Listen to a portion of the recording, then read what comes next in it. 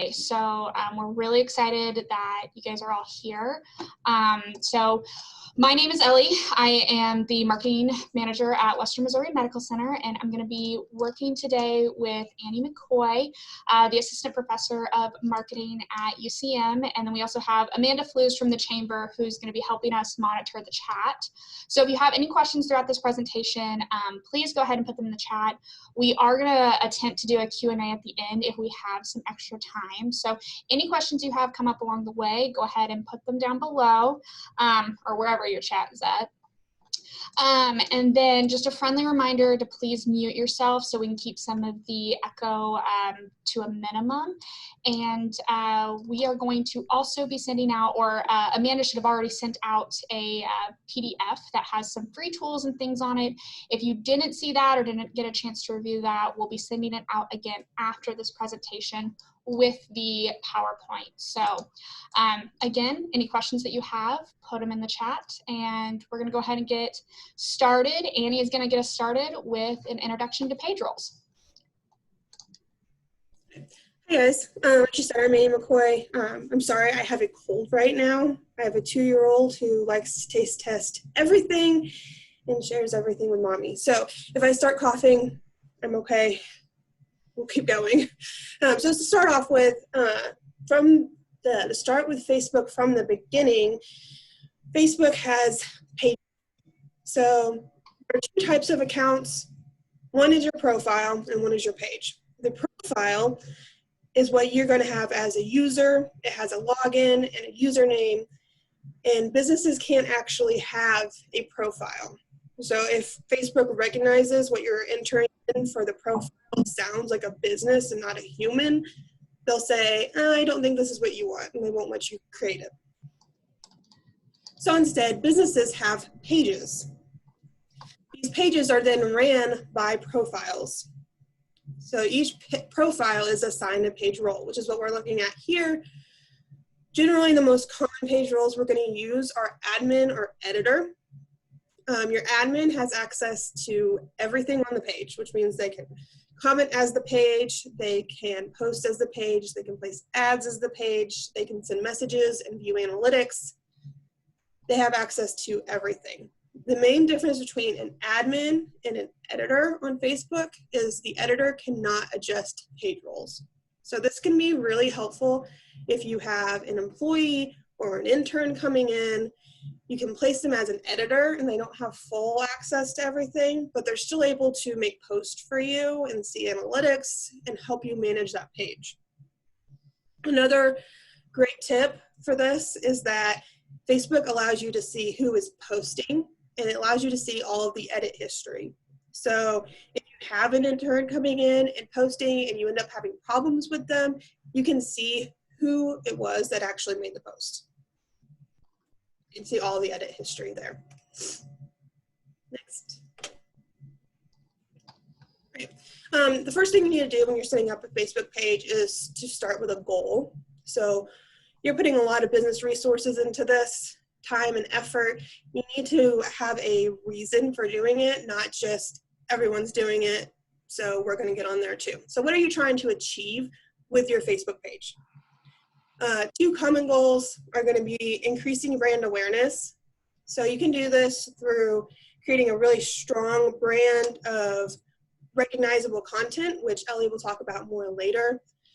Whenever you are creating any kind of goal, it should also be measurable. So in order to measure something like brand awareness, you would look at things like likes and shares. You could also look at things like mentions. So are people talking about you on Facebook because of what you've done? So they're you. Another common goal is going to be driving traffic to your website. So going straight from Facebook onto your website, hopefully to purchase or to sign up or whatever you're trying to do, whether you're trying to get leads or trying to buy from the website, you can do that as well. And so to measure that, you're going to be looking at traffic from Facebook. You can do this. You can install Google Analytics on your website. And if you want to be more precise with exactly where that's coming from, each post can have a specific landing page. So you know exactly which post then that traffic is coming from.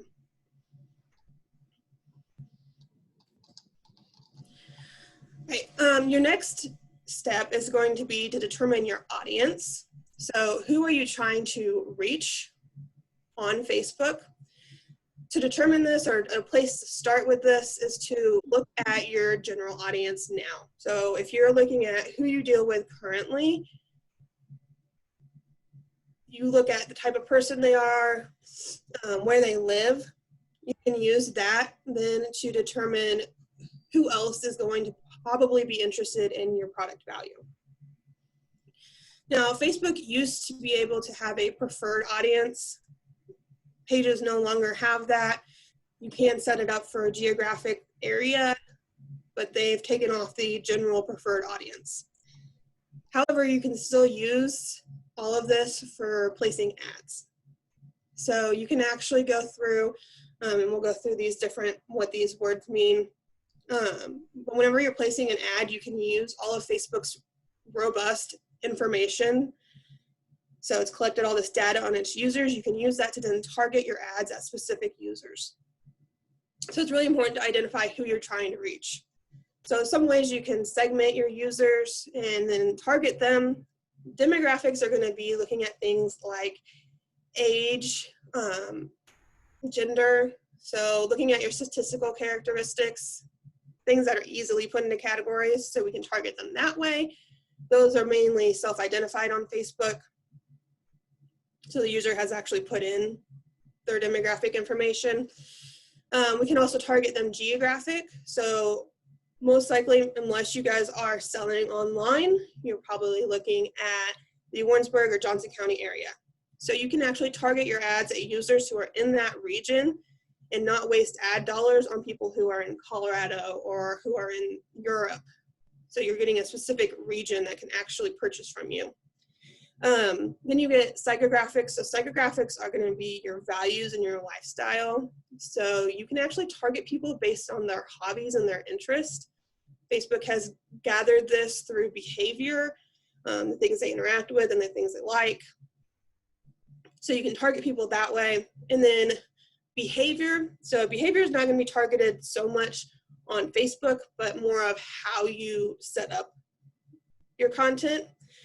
Behavior is looking at past relationships with the customer. So are you targeting first-time users, or are you targeting someone who is a loyalty segment? So someone who consistently comes back every day. So it's going to be things like giving someone a discount for a first-time use or giving them a discount after 10 uses is going to be basing your promotion on behavior.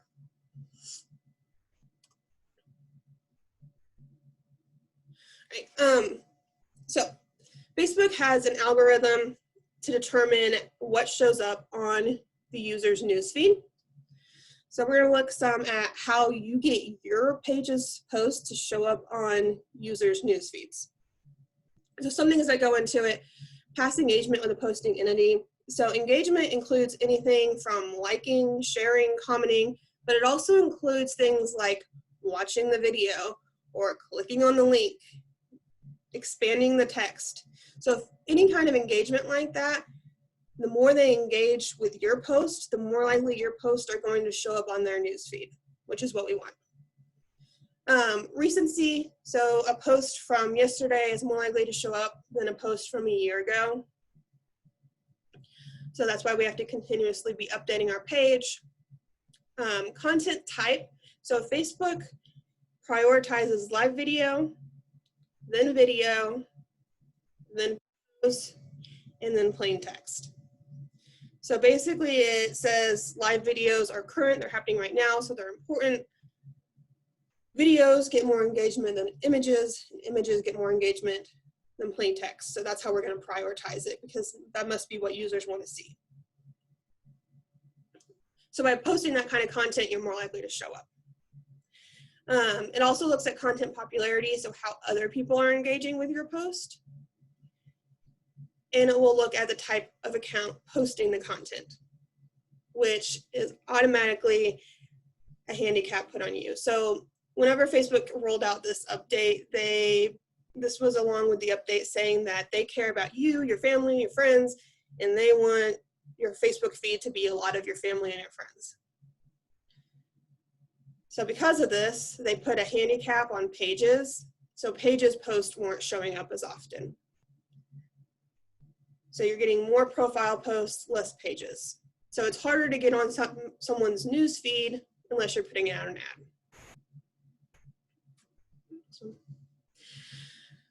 All right, so whenever you're creating Facebook posts, it's really important to have those high quality, engaging posts. You can't just put out sales pitches, because if they're not engaging with your post throughout the time they're on Facebook, then those posts aren't going to show up anymore, and those sales pitches don't do any good. They're not reaching your customers. So you need to actually be doing things that are entertaining or useful that they want to watch, other than just, we're having a sale this week, or we have these new products in. Again, if you want to look through this, this is what I was talking about. Live video gets prioritized before video, and then video before text, or images before plain text. We're going to go through a couple posts here and send Amanda in the comment section what you think of these posts and what you would change about them or what you keep about them. So the first one is looking at Lane Bryant. It says, introducing the new Isabel Tolindo collection. Shop these must-have looks now. So go ahead and send Amanda what you think of this in the chats, and then we'll go over a little bit what exactly they need to change. All right, I like all the answers. So some of the thoughts on this ad are that it needs color, it's boring. Someone said, I immediately knew it was a plus-size clothing ad. Something I noticed from it, just because I'm privy to reading comments, is that I see a lot of the reactions are kind of like angry. So all of those are correct. It doesn't use much personality. They aren't giving you much useful information. They aren't telling you much about the line.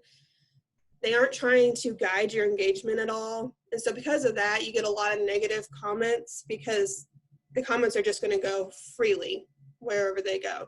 So there's no guided engagement. And again, it doesn't use much personality. It's not a lot of color, and they're not really using any kind of tone in their copy at all. We go to the next one. All right, so this is one by Express, and it's kind of blops there. I'll try to read it to you. It says, dropping dress pant knowledge, the editor versus the columnist. Our editor pant sits just below the waist and is straight through the hip and thigh for a roomy fit, while a columnist sits lower on the waist and is more narrow through the hip and legs. Which pant style do you prefer? So what do you think about this one?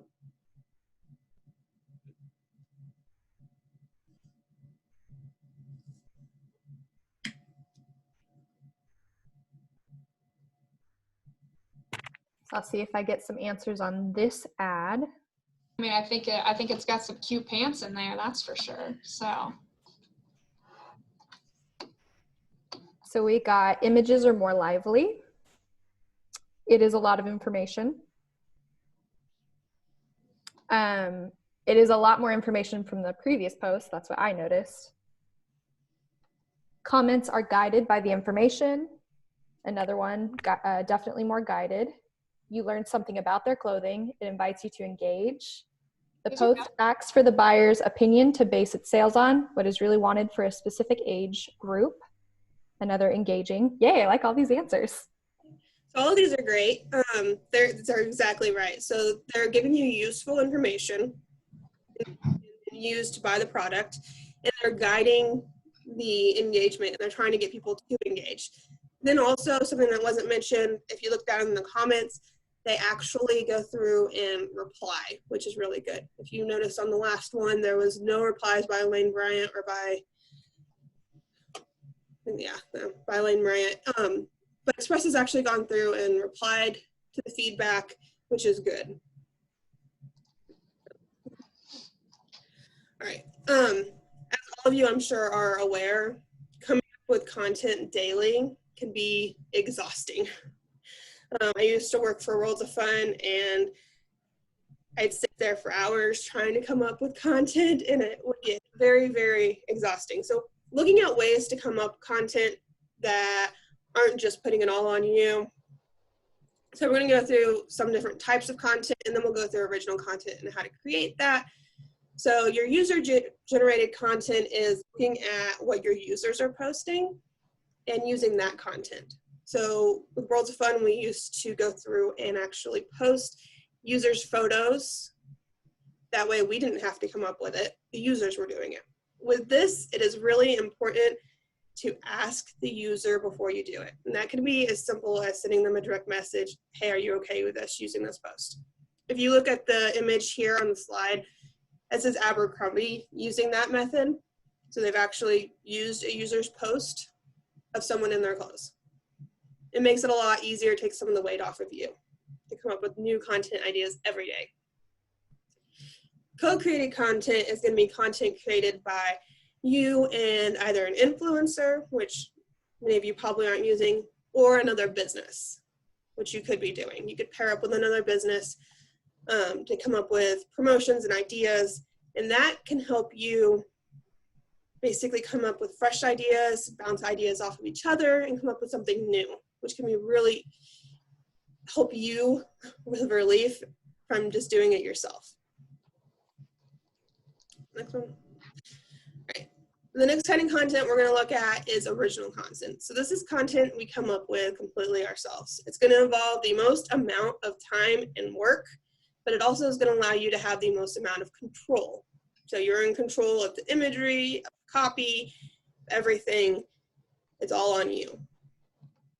So we're going to look through some design tips on what you should do when you're creating your own content. And we're also going to look at some resources for you that you can use whenever you're creating this content. So first design tips here, whenever you're selecting imagery, if you are planning to create an image that has text on it, look for images that have a blank space for text. So if you're looking here at this image, you can easily read that text. It doesn't have to be completely blank space. If you're looking at images that have a blurry background or a somewhat empty background, you can read text on that as well.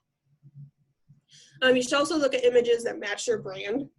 So Ellie later will talk about places to get imagery.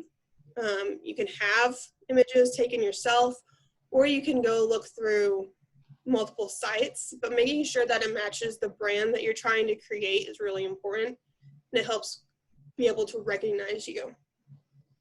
Make sure those images are high quality, and again, Ellie's going to give you some resources on where to find these high quality imagery, but that helps build up respectability, and it makes you look more credible, even if what you're doing has nothing to do with the design or images. You don't create images as a business. Having high quality images makes you look more credible.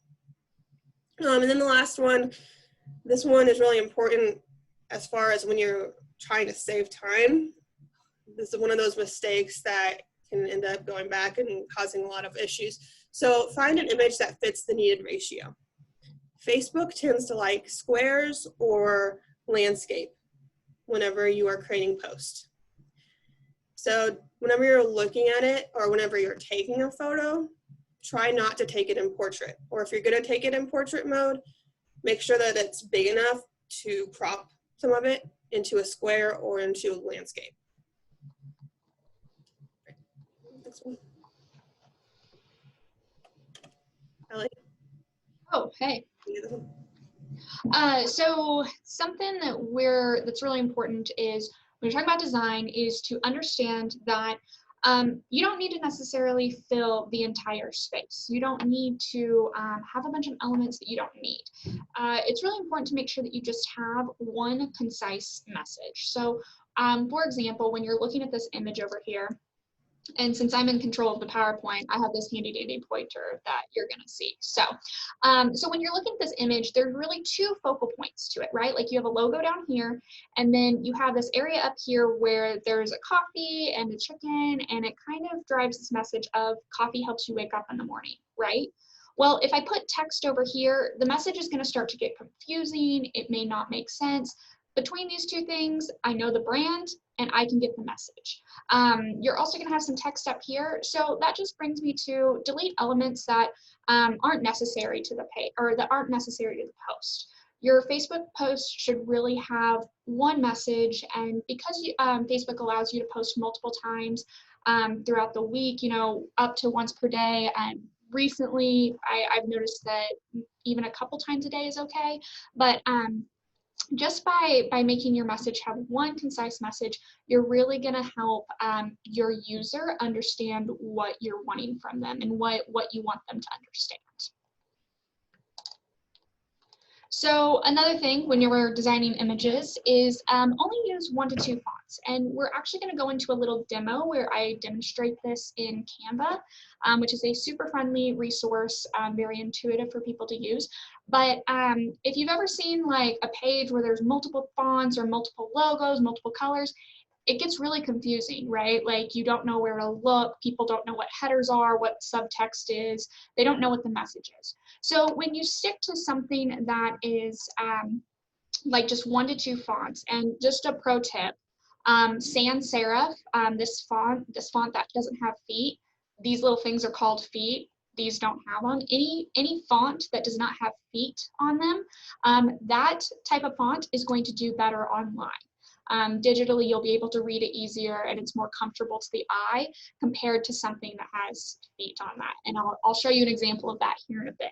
But as you can see, these are just a couple of examples of pairing 2 fonts, right? So you typically want to have something that is has better readability, and then something that might be a little more decorative or cursive or larger, you know, something that you can use as a header font that is going to call attention. So like if you ever are walking through the mall, you'll notice like posters, like there's the big sale part of it that's probably in something like this or this or this, and then there's usually something underneath that says like 20% off the store or something like that.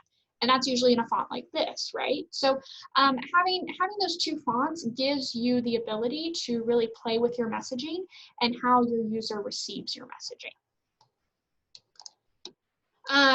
Just some other types of content and how to make it is, one, when you're creating images, you obviously want high quality images. The higher quality image you have, the more professional you're gonna seem. And you guys have probably all been like searching on Google and you've stumbled across that one site where you're like, I don't even wanna look on this page because it's gross looking, right? There's colors everywhere, again, using multiple fonts, and they have low quality photos. So you can either pay for photos on sites like Shutterstock, Adobe Stock, things like that, and that's totally fine. If you have the investment and you wanna invest in those programs, they're pretty affordable, but there are ways to do it for free. And I think that this is kind of a maybe not well-known tip. I don't know. It wasn't a well-known tip when I was studying in school. Is that there's sites like Unsplash, Pexels, and there's actually multiple sites like that where you can get free, high-quality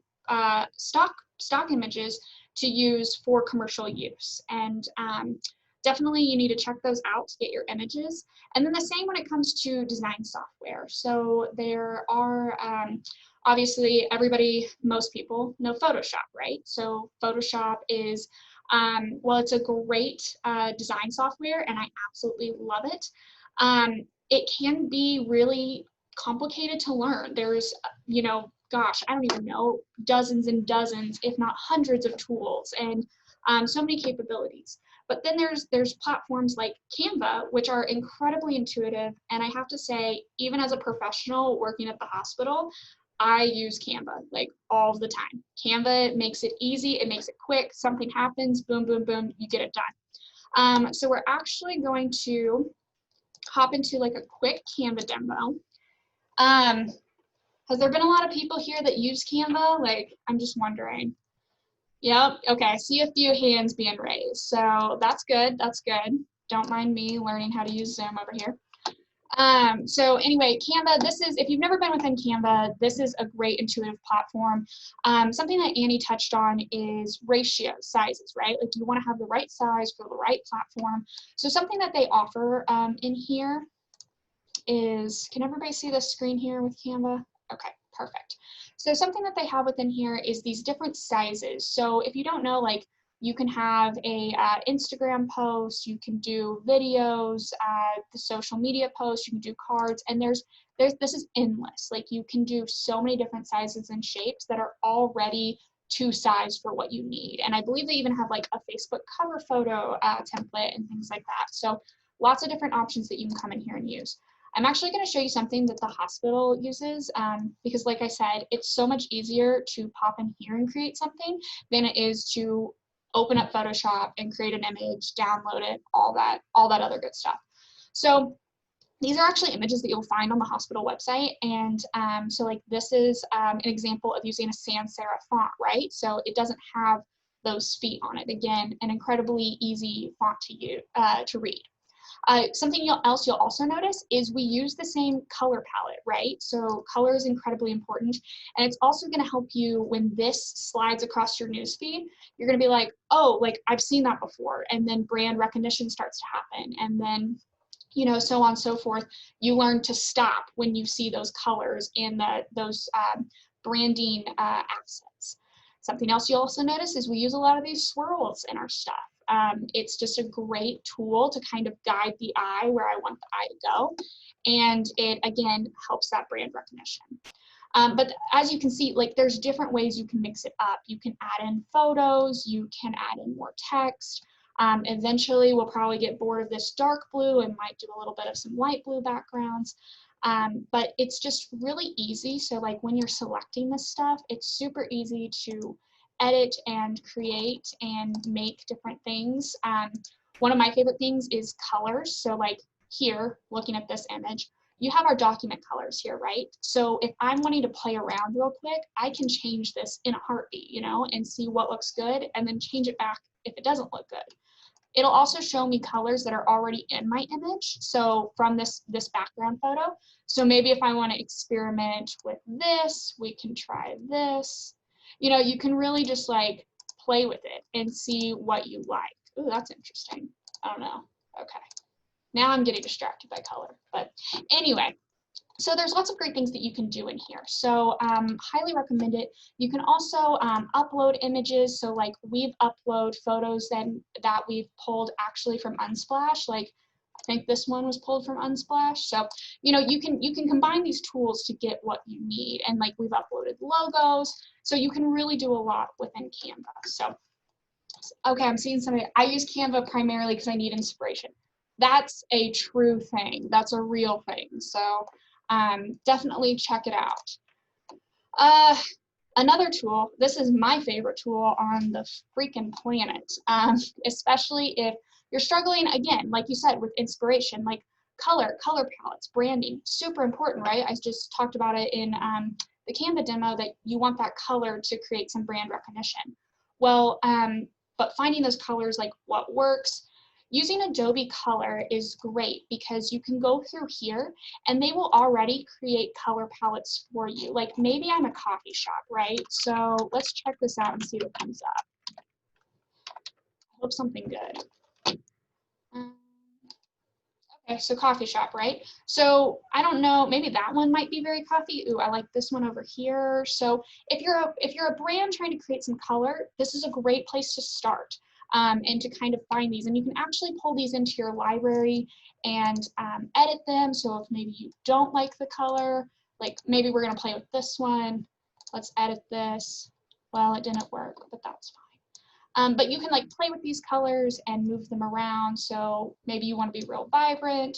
So definitely if you're struggling with colors, come in and play with this tool. It's very helpful. So, and then you can plug these numbers right into Canva and Canva will pull them over this exact color. So good stuff, good stuff. And if you have any questions about it, remember to put them in the chat. We will be trying to address these questions afterwards. So I hope that was a little bit of helpful design knowledge. Just some other quick tools. If you're trying to make movies, trying to make quick videos, Adobe Spark, it is a free Adobe tool that you can use. They have, again, it's pretty intuitive. It takes a little bit more work than Canva does, I think, just because if you're not familiar to video editing, but it is very intuitive and very easy to use. So another tool, and this is especially for copy. So if you're like me and you struggle with writing, spelling, grammar, like you want to appear professional on social media and like you know how to write and read, right? Like that's my biggest struggle is sometimes I post a spelling error. Well, Grammarly is actually very intuitive, and it's much more intuitive than your spell checker, your grammar checker that's in a Word document. So it's going to catch some errors that Word wouldn't. So definitely it's, again, another free tool. Almost every single tool that we have on our resource and tool list is free or has a free version. So check that out and just do yourself a favor, plug in your social media copy, whatever you're using, into Grammarly before you post it to your Facebook or Instagram or anything. Okay, just a couple more things on design. So a brand style guide. Why do you need this for Facebook, right? Like this is a Facebook seminar. Why do you need a brand style guide? Well, a brand style guide is gonna help keep you consistent. Remember, Facebook, brand recognition, people getting to know you, it's all about being consistent, right? So around this area, especially in Warrensburg, we have a huge turnover in our customers here, right? Like people at the base, people are constantly moving, people at UCM, you know, again, if you're a coffee shop, a clothing store, that might be your target demographic, and people are constantly moving through here. Almost every, 2 to 4 years, you're gonna see a new demographic, like a new generation almost, right? So being consistent is going to help them recognize you and find you across your Facebook and view you as a professional in your industry. Having a brand style guide is going to help to keep you consistent, right? So it's going to list your colors, your fonts, your logos, and all of that. And then when you move into, say, your business starts to boom, like everybody wants it to, your business starts growing and you need to outsource to a marketing agency, you need to bring on a part-time intern, you can hand this person your brand style guide and say, I need you to create 10 social media posts that match this brand. And that can really help them, one, be better at their job, and two, take less of your time. So it's something that'll help every single brand in, again, remaining consistent. One last thing about a brand style guide is you should probably also plug in your tone. So something we like to point out and that Annie's going to talk about is sometimes it's all right to be funny, comedic, or have a little bit of a joking side in your social medias, and sometimes it's not. I think I always like to use the hospital where I work, and then the police station in Warrensburg is a good comparison. Here in the hospital, we deal with people's lives, so being funny on social media, it doesn't work for us, and that's not necessarily okay. Whereas if anybody follows the police station, you know what I'm talking about. Like they post funny stuff all the time and they're very comedic with their responses. So think about your brand, think about your voice, and how do you want to respond to those people? And that's something that you should have in your style guide. Again, just so your intern or your marketing agency doesn't go on with a bunch of laughing emojis and it turns out like you're a morgue, right? Like just doesn't work, okay? So having that in your brand style guide will help. Also, any legal or regulatory bodies that you need to follow. For example, if you will go again with a coffee shop, maybe you're marketing a healthy tea, right? Well, healthy is actually a word that's regulated by the FDA. So if you are, and by the Federal Trade Commission. So if you're using the word healthy and then it's not truly a healthy tea as defined by the FDA, you could be under legal ramifications and subject to fines. So do some research, do yourself a favor, do some research, and make sure that if there's any regulatory bodies that you need to be watching for, that is in your brand guide as well for other people to follow and be aware of. Response guidelines, again, this kind of falls under tone, but how do you respond to your customers? Having a couple of templates on how you respond to things like billing issues, product issues, or they really loved your product. Like, how do you respond to these people? Like Annie mentioned, if somebody posts a picture of your product, and saying, oh my gosh, it was amazing. How do you comment on that? You know, how do you thank them and ask them, hey, can I share this to my Facebook? So having some of those like pre-programmed in your phone or on your computer in an Excel doc can really just honestly help you save time in the long run. And again, stay consistent. Formatting guidelines, again, this is just kind of also your response, but also how do you structure your images, how do you structure your Facebook. It's just kind of important to, again, stay consistent with all of it. And I think we're going back to Annie now. All right, so whenever you're creating posts, you should be giving your consumer some kind of value. The post should be worth something to your consumer. So there's 2 types of value we're going to look at. First one is utilitarian, which means it is useful for the consumer. So that can be something like a discount that they can actually use at your store, but it also can be things like useful ideas. So how to use your product. Home Depot is actually a great example of this. If you want to go check out their YouTube page, they show you how to use their products. So they're adding value to their product and actually helping their consumer with their Facebook page or with their YouTube page. And you can do the same with Facebook.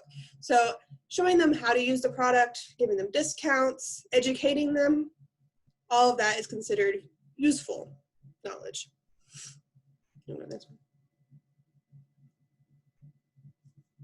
Sorry, that cold I was talking about. So we also have entertainment value, which is what Ellie was talking about with humor. So we don't have to just give them something useful. We can also give them something that is going to entertain them. So if you look at the image here, it is from Chex Mix. They've actually posted this on their social media. Basically changing the meme so it fits them, and that creates humor. Now, she was talking about sometimes humor is okay and sometimes it's not. For example, humor with Wendy's, if you've ever followed their Facebook pages and their tweets, they use a lot of snarky humor. However, Wendy's has always used snarky humor. So even before Facebook came around, if you look at their commercials from the 80s, they're super snarky. They're attacking McDonald's still. It's part of their brand. So it's part of who they are. It hasn't changed because they're on social media. However, the Air Force got into some trouble because they made a post about air raiding people and tried to jump on the Laurel Yanny bandwagon, basically making fun of it. So not a good situation there. If you're going in, like Ellie said, if lives are on the line, you generally shouldn't be using humor. And if it doesn't match your brand, you shouldn't be using humor. But there's a lot of ways to bring entertainment value, so to entertain your consumers and get them to engage, other than just humor. The next one. We got a few examples here on the next slide. So this is Target here. Canceling plans is okay. Going to Target 2+ days a week is okay. Going to Target.com on the days you don't go to Target is okay. Being in love with Target is okay. You deserve this. So that's going to be something that people relate to, and it's going to be something that they're likely to engage with. It doesn't actually bring them any value, but it's something that will get them engaging and get them to laugh and get them to feel more comfortable with the brand itself, so like they can relate to the brand. Here's another one that I'm sure a lot of you can relate to. So this is Quick Trip. They tweeted right before the Super Bowl last year, and they said, sports media won't talk about this over the next 2 weeks, but here it is. Kansas City, 85 quick trips, San Francisco, 0. So they're talking about the fact that Kansas City is better than San Francisco, and we're going to beat them in the Super Bowl because we've got lots of quick trips. So something that you can relate to and makes you laugh. All right, now we're done with the design stuff and coming up with content. We're going to look at some of the tools you can use on Facebook that they have for businesses specifically in pages. I'm going to go to the next one. So the first one is scheduling. So you can actually schedule within the Facebook platform itself. So say you have a promotion coming out at noon and you have a meeting at 11, and you don't want to have to worry about trying to get back to your office to make that post, make it go online right at noon when you're trying to remind everyone that this promotion is live. You can actually set it up. So you can set it up at 8 that morning before your meeting, get it all scheduled, and it will automatically go out at noon when you want it to. So that can be really helpful. It can be helpful so that you don't have to worry about forgetting to post it, but it can also be helpful if you have other things you need to be doing, which you probably do, since most of you probably have a lot of stuff on your plate. So it can be really helpful. There's also scheduling softwares that you can look at. Yeah, not working off the clock. Yeah, if you need to make a post at 7 at night and you don't want to be working at 7 at night, you can make the post at 5 and then leave the office. So scheduling softwares, Hootsuite is one that we will have in our resources for you to look at. Hootsuite is free for a certain amount of accounts, and it will actually let you pages and accounts, so you can actually manage your Facebook and your Instagram and your LinkedIn, and it will let you schedule to all of those on one platform. The more accounts that you add, the more you're going to have to pay. But if you're only managing, I believe it's 3, you can use it for free. So that can be an also helpful tool for you to do scheduling, not just on Facebook, but other platforms. All right. As I said earlier, Facebook prioritizes live videos. So live videos are going to be broadcasting what is happening right now. You're streaming it out into the world as it's happening. So you can see the images, how exactly to go live. You have to do it on a mobile device. So you go to your page, you click write something like you normally would to make a post, and then you click go live. And you have to give them access to your camera and your microphone so that they can hear and be able to record through Facebook. The next one. So whenever you're going to go live, make sure, tell your followers ahead of time so they can tune in and make sure they're actually getting on right when it's happening. So make a post maybe the day before or a couple hours before and let them know you're going to go live and they don't miss it while you're actually live. Make sure you have a strong Wi-Fi or data connection. So the streaming is happening through your data or through your Wi-Fi. So if it is weak, you'll end up being really spotty. It'll come in and out and you could possibly lose the connection completely. So they're not getting the full idea of it.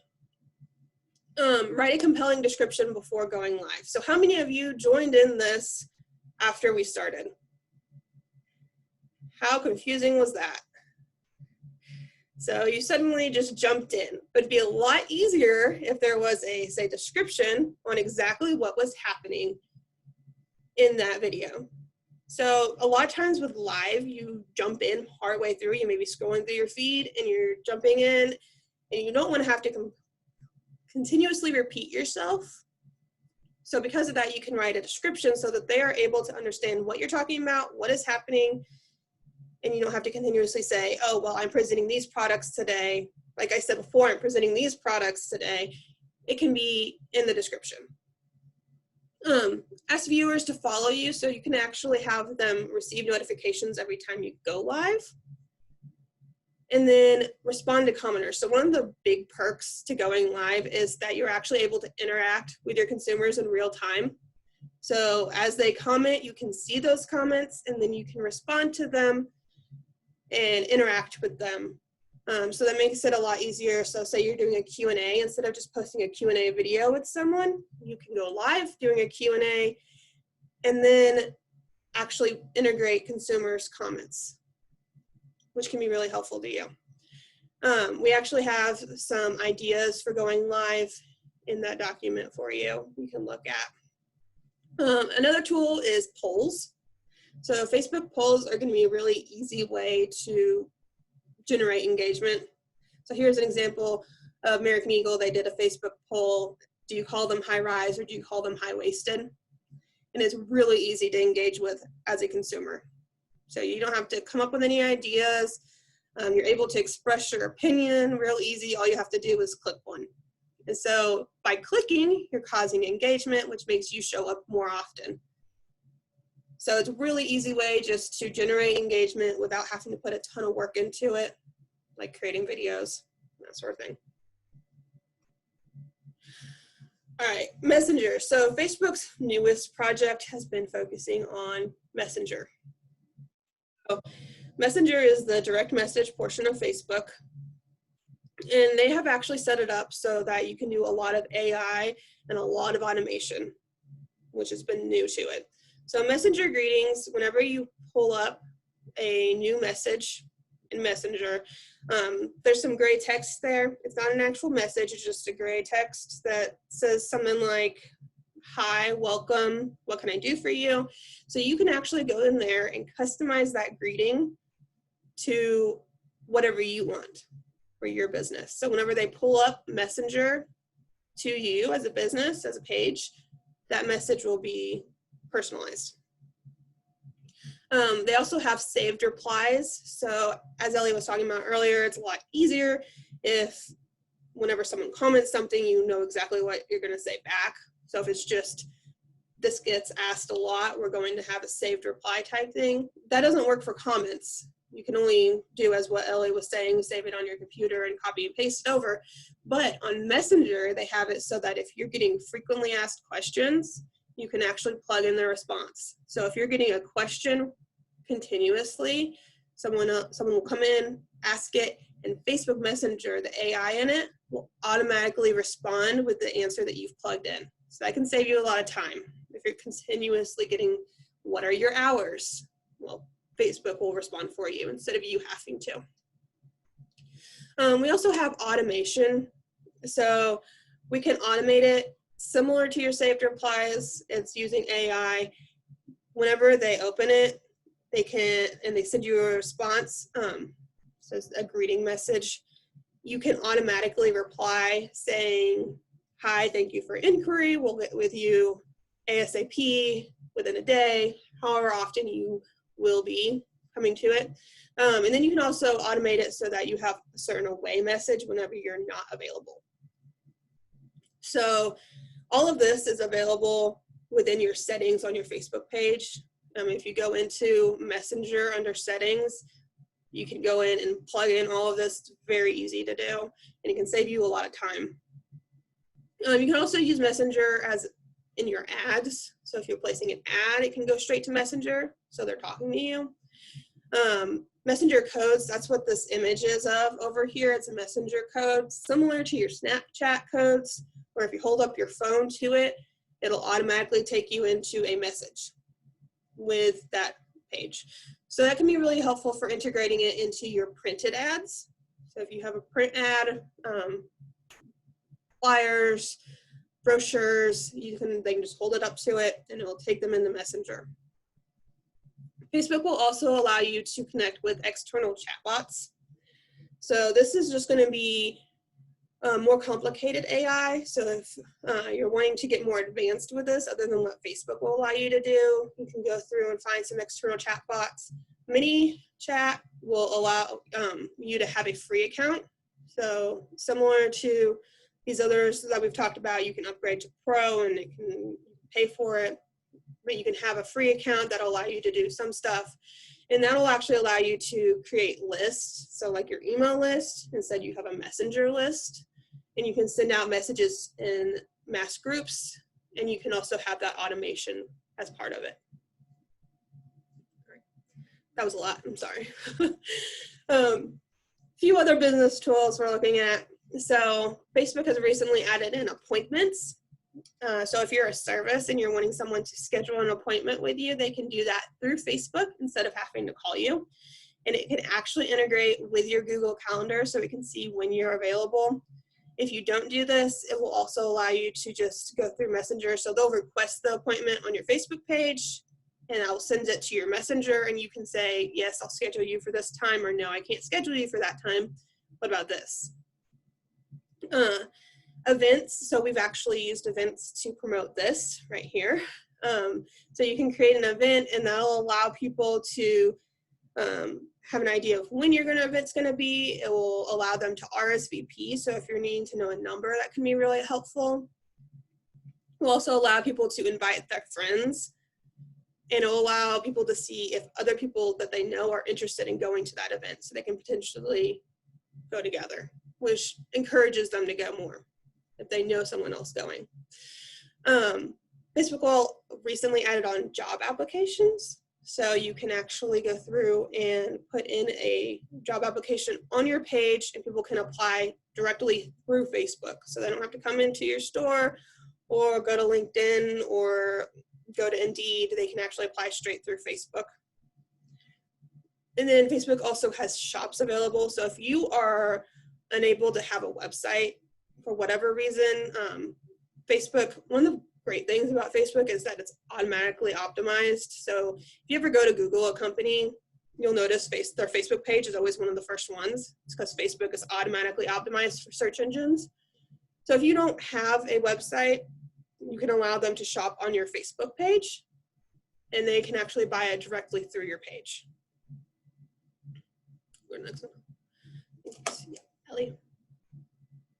So Facebook Blueprint, and if you guys have not heard of Facebook Blueprint, it's I worked on Facebook for about 2 years before I discovered it, and I wish I would have discovered it a lot sooner. So if you have never heard from it, it's basically Learn Facebook by Facebook. So Facebook has created this series of just different things that people they've heard, and they're just like, we want people to know how to use Facebook to the best of their ability.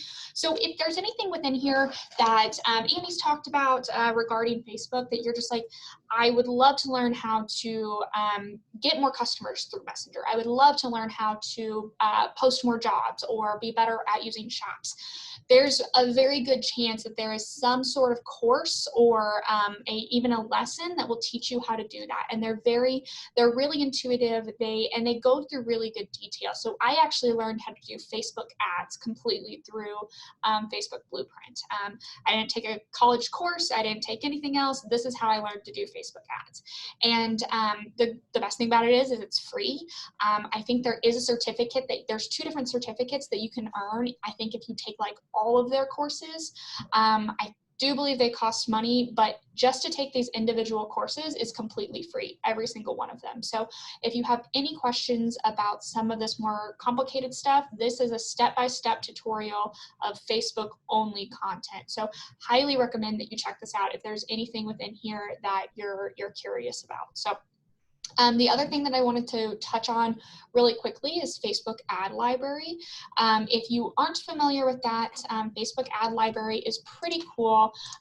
It's just an easy way to get some inspiration for posts. So Google Facebook Ad Library, and you're going to be taken to this page where, say I want to know, I don't know, what is HCA doing? You know, they're a hospital that's near us. Are they running ads? Which of course it didn't populate them, but like you can go in here and see, like, actually, what is this? Donald Trump, what is he running? What's a business around here? I'm trying to think of one like that's running. University of Central Missouri. Are they running ads? I'm sure they are.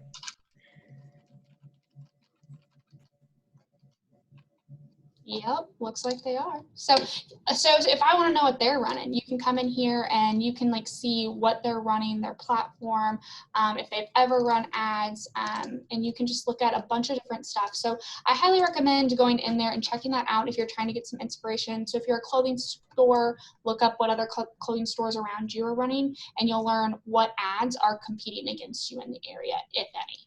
So that's just that real quick. Just some other inspiration. All of these are linked on that tools and resources list because it's really important to stay inspired and to stay up to date. Social media changes all the time. Facebook rolls out new algorithms, new updates all the time. So just having a couple of these blogs on your radar to look for updates if there are any, to help you understand an update if there is one. Some of these I think are also really helpful, like this link right here. Again, if you're having issues with social media sizes, cover photos, getting those right, this has some templates for that. These social media templates here, those are going to help you with things like analytics, keeping your responses documented. So just some of these, check them out if you have time, and if you have any questions, feel free to reach out to us. Just one other thing that I want to hit on is there was something that I wanted to share with everybody, because I believe probably almost everybody on this call is going to be a Missouri resident, right? So there's actually a really cool thing that Missouri is doing right now because of the pandemic, and they have partnered with a platform called Coursera. And if you're familiar with Coursera, it's very similar to things like Skillshare, LinkedIn Learning, lynda.com. Coursera offers a lot of certificates, and a lot of their certificates are in digital marketing, business, Facebook business, Canva. And you can actually take these courses for free if you are a Missouri resident right now. So through the end of the year, you'll go to sign up, and that link is on your free tools and resources document. So you'll just click that link, you'll register as a Missouri resident through Coursera, and then you will be able to access these free courses through the end of the year. And there's some very legit courses on there. Again, highly recommend that you check it out. So that's, I think, about all that we have. I know we've covered a ton of information today. If you do have any questions, feel free to, if you get away from the seminar and all of a sudden you have questions, you want to know more, feel free to email any of us. We're happy to answer.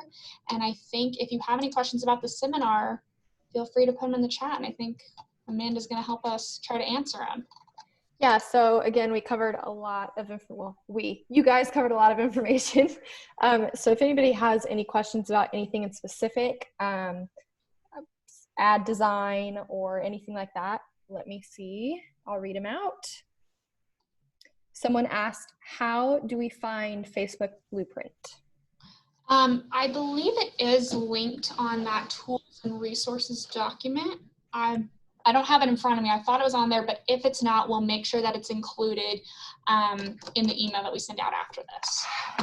And again, if you didn't get that resource document printed off, or if you just can't find it, I'm attaching it again in the chat. So does anybody else have any questions? Someone asked, what are your feelings on all caps as far as design versus readability? I have feelings about this one. Annie, I'll let you go first on it if you have thoughts. I think as a header, it's okay, depending on the font. So if you're using it like in an ad and you've got the headline in all caps, I wouldn't put your copy, like your actual caption in all caps. That feels like you're yelling. But on the actual design part, I use it a ton. With Worlds of Fun, we use all caps all the time on our headline. Yeah. Yeah, I was gonna say I love using all caps. I think it's a really fun design element. I will say that if you're making a Facebook caption, so I'm just talking like the post that you like type into like the caption part, it's okay if you use like 1 or 2 words here that's all caps, but Facebook will actually negatively impact posts that use multiple words with caps in them. So it's just something to note that if you are making a post, don't use a sentence that has like 5 or 6 cap locks, because Facebook will identify that as an angry post and like negatively show it, like will not show it to your followers. So design, yes, but Facebook like captions, no. Thanks. I've spent a lot of time learning random things about Facebook. So is there anything else that anybody has? We're open to anything. Any questions on branding colors or different? Yeah, I agree. Yeah, differentiating between fonts as well. I agree. Fonts are a really fun thing and they can be really good, but you definitely have to be careful with them. So I do have a question while we're waiting maybe for a couple more questions to come in. Is there any topics that you guys would want to see in future chamber universities? So we are planning on making this a series, but we want to do what you guys want. So is there any topics that, and this could be anything marketing, print marketing, radio marketing, digital marketing, Instagram marketing, is there anything that you guys would want to know more about? I think that there might be a reputation management one coming, but we want to know more about what you guys want to know. Yeah, like she said, right now we're looking at reputation management and search engine optimization, but if you want to learn something different, we're open to curating that. Maybe. Well, if you think of something, oh, here's one. I'd love to know more in-depth graphic design in SEO. Okay, that's really good to know. I think Annie and I both know a lot about graphic design and SEO, so maybe we could each take on one of those. Photography. That'd be a fun one. Print marketing strategy. I love print marketing. Like, I think it's kind of dying, but also I think it holds a unique place in my heart because there's actually a huge book. I'll have to figure out what it is. I think it's called The Science of Touch or something like that. And it's about how people love just to hold things, and they get like a marketing, like a rush when they touch like marketing. And so I think that would be a good one. How beneficial is print compared to social media? I mean, Annie, do you have thoughts about this one? Because clearly I do. I think it's important for integrated marketing, so to have all of it in order to have that brand recognition, be seeing it in multiple areas. Another thing on print marketing that is really important is you get a lot of mechanics in print marketing that you don't get in digital. So basically, whenever you're designing stuff, it has to then be printed and cut, which ends up making it look different. So that can be really tricky too if you're not experienced with it. Mm-hmm. We got a question, what is a good ratio for sharing posts versus your own content? So sharing your business. So that'd be a good one for the chamber. Like, we share our business members' posts, and we also share our own posts. So is there a way to I've never heard of a ratio. However, with Worlds of Fun, we took one post a week to share content from a user. So basically, we're trying to create most of our own content, but we highlighted users once a week. It worked really well. And we posted every day. Okay, so I think that's like I think that's like a two-pronged question, is like, one, how often should you post, but then like what should you post?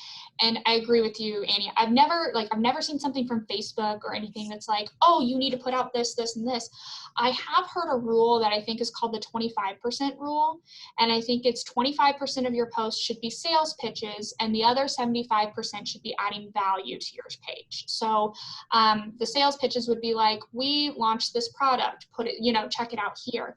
But the other 75% should be that user-generated content, or like what Annie was talking about with like the funny content, the entertainment value. Like, people don't just want to buy from you, they want to get to know you as a person. So 25% sales, and then 75% of that other entertainment, sharing, things like that.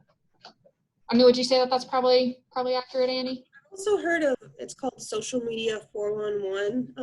So if you're looking at actually content pieces, so you could look at sharing articles. This is really relevant because I run the UCM marketing page along with our students. And so we share like marketing articles. So 4 of those would be other people's content. 1 is your own created content, and then another 1 is the sales post. I think it depends a lot in what industry you're in. So whereas like Worlds of Fun, we got a lot of content coming in of other people, like of our users. With the marketing page, it's really relevant to post updates in marketing. So things like Forbes and Wall Street Journal, that sort of thing. Mm-hmm. So it depends on your business, what's going to work for you best. Yeah, and I think that's like the overall like theme, I think, of social media is you can take all of these things that people say and, like what works for Annie at UCM and what works for me. And I mean, I've worked for businesses all the way from startups up to a company that employs 1,000 people, and serves the entirety of Johnson County. So I've seen the spectrum, and like the one thing that you can take away from it is there's not just one right answer. There's not just one thing that you can do. Like, you truly have to like take these pieces that we say, that you find online, but then take it back to your business and what works for you. I think a good example is when we started marketing for the chamber, we realized the best thing that the chamber needed was to provide this type of Zoom call for the community to help local businesses. And that's what worked for them. That wouldn't work for a hospital. So it's important to like come back to your business, and no matter what, like, remember, it's about you, but you got to take all this information and make it work for you. And that can be hard. So yeah. Any other questions? I know that one kind of got off on a tangent. So when we post on our business page and then our employees share it, it seems like it overwhelms the news feeds, but only for a little bit. Should we ask employees to share the next couple of days to help bombarding feeds all at once, if that makes sense? And that's from Shannon Smith. So this is a whole other topic. There's a question of, do you require your employees to share? If they're fine with it, then it's fine. But having them shared on different days, that could end up, like I said, recency makes a difference on when it shows up. So if their post is more recent, then it's going to show up. So spreading that out could help spread out the newsfeed. But there's also been looking at tactics of bombarding, like purposely bombarding them. So some ad techniques, they will actually go through and have the same ad again and again and again, so that they're getting really stuck in their mind. So if you're seeing that again and again and again, it's really getting stuck to them. It can also show some mob mentality of, well, everyone's doing it. Look, my entire newsfeed is sharing this. So there's two different strategies you could look at there, whether you want to spread it out or whether you want to actually bombard them so that they can't miss it. Yeah, I agree with that. And then there's also, you're looking at two prongs of the puzzle, like Annie said, is like you're looking at how recently was it shared, but then you're also looking at like, well, how much is it getting interacted with? So if you have, say you've got 3 employees or 4 employees where you post, then all 3 of them just reshare your post immediately, right? Well, Facebook's going to recognize that your initial post just got 3 or 4 shares back to back, right? So then all of a sudden it's got more engagement, so it's going to rise higher in the ranks, and it will probably be shown to more people in the area and more of your friends and appear in more feeds. So it just depends on your tactic and what you're trying to do.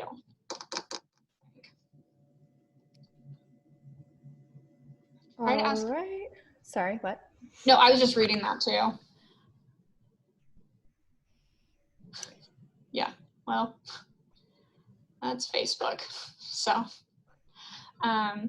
yeah, trying to get people to share your stuff can be really complicated, but I feel like you kind of just have to go back to being authentic. And I think that's something that Facebook is truly valuing, is less of the salesy and more of the authentic, which sounds like, oh, it should be easy to be authentic and be my own business, you know, but that it can be really hard. And how do you not come off as naggy, but still say like, this helps me?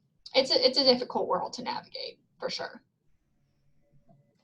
So if anybody else has questions that you think of later or something like that, all of our emails are on here. This whole session has been recorded, so I will make it available to you guys. And I'm also going to send a follow-up email with the presentation. Again, I'll send you the PDF that has the free marketing tools to use. And then also, if you guys would be willing to fill out a quick survey for us so that we can figure out what we're going to do for the next sessions, that would be fantastic. So thank you everybody for joining us. Thank you so much to Annie McCoy and Eleanore. I want to say Schmitz, but it's I now. It's different now, so. Yeah. Yeah, no, thank you. And thank you to everybody for coming. Like we really want to help you guys. And so if you take that survey, please feel free just to drop 1 to several topics on what you want to hear more about, because we definitely want to do more of these in the future. All right. Thank you, everybody, and see you later. Thanks. Bye. Bye.